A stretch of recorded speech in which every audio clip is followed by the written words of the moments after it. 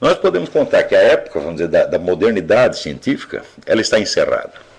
Ela não sobrevive a exames como este que o professor Wolfgang Schmidt fez e, sobretudo, não sobrevive à pesquisa histórica dos últimos 30 anos, que tem revelado uma imensidão de falsidades na história das origens e da constituição da ciência moderna.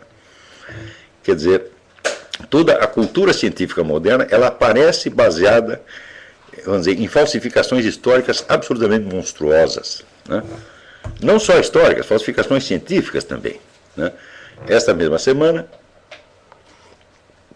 eu estava na aula que eu citei uma carta de Alexander von Humboldt, que dizia o seguinte: olha, nós todos sabemos que não existe a menor prova do sistema copernicano, do sistema heliocêntrico. Todos nós sabemos isso, mas eu não quero ser o primeiro que diz isso em público.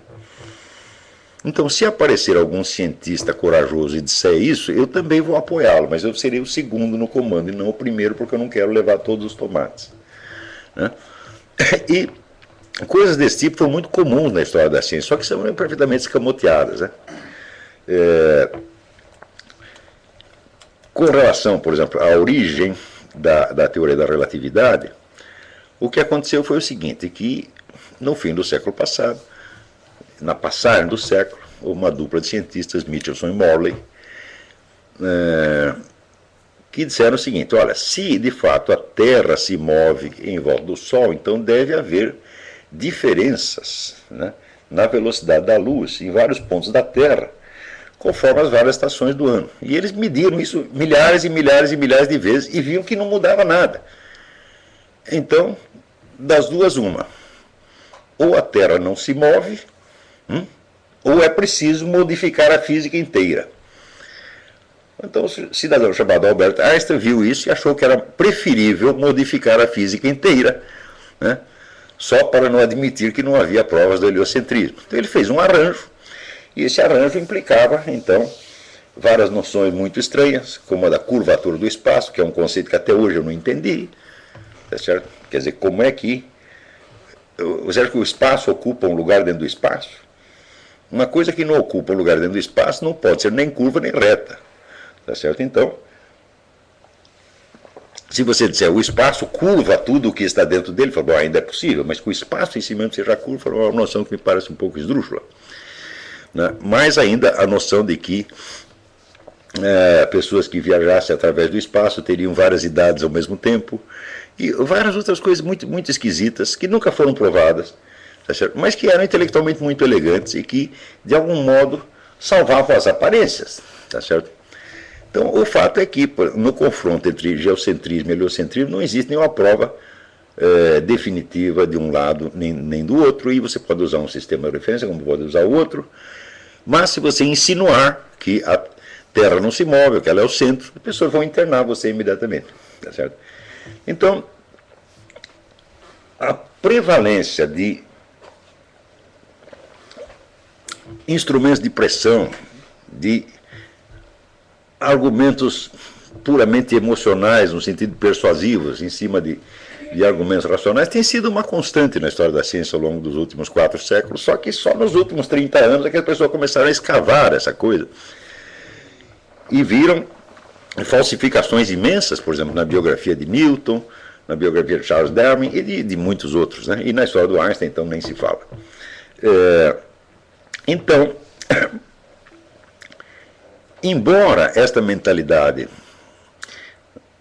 herdada da Renascença e do cartesianismo e de Francis Bacon ainda seja oficialmente a dominante no mundo universitário, ela já está morta. Ela não vai aguentar mais do que algumas décadas, né? Porque, inclusive, o esforço para mantê-la de pé só pôde ter algum sucesso à custa da disseminação da fraude científica, que nas últimas décadas se tornou um negócio epidêmico. Então, nessa briga podemos contar. Gente como o professor Schmidt já ganhou. Já ganharam a parada. Os outros não vão aguentar muito tempo. Mas daí a pergunta, o que vem depois?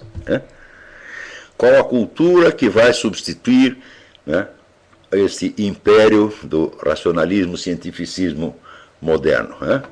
Será a escola tradicionalista de Guénon e Schwann, que representa, no fim das contas, vamos dizer, a hegemonia islâmica, né? E a implantação de, vamos dizer, um tecido de mentiras que é ainda mais fabuloso do que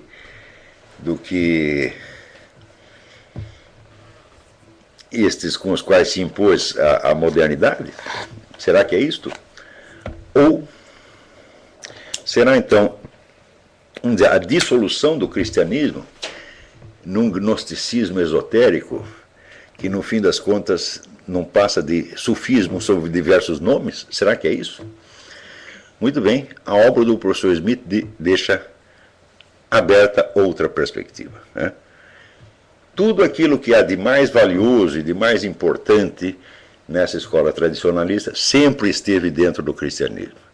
E René Guénon e Schwann não fazem senão apresentar com outros nomes coisas que já estavam dadas na doutrina cristã desde o início.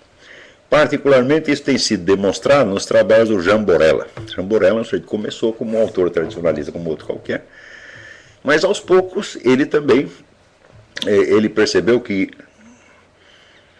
ele não queria desistir do seu catolicismo, não queria dissolver o seu catolicismo numa pasta esotérica, né?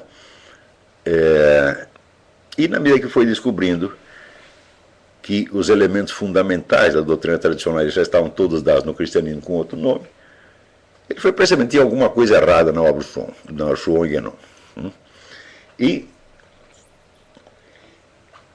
o professor Smith, que é, dentre os autores que trabalharam, autores da escola tradicionalista, que trabalharam na parte da crítica da ciência moderna, ele é, sem dúvida, o mais vigoroso, o mais bem informado, o mais capacitado e o menos comprometido com o aspecto iniciático esotérico, o mais estritamente católico, tá certo? Então, significa que, além da promessa de nos libertar desta obsessão cientificista moderna, o professor Smith também nos dá a esperança de nos libertar do sucessor dela, que hoje está perfeitamente articulado,